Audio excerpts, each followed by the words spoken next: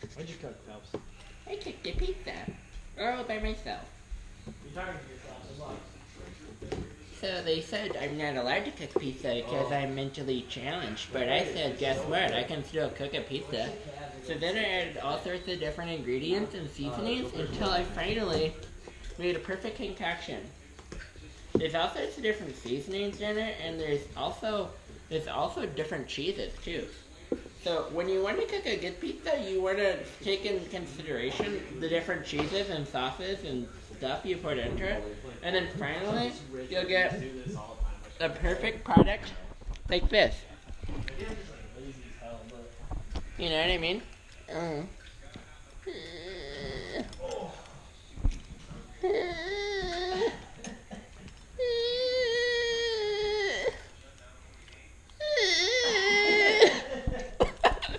What are you doing, you freak?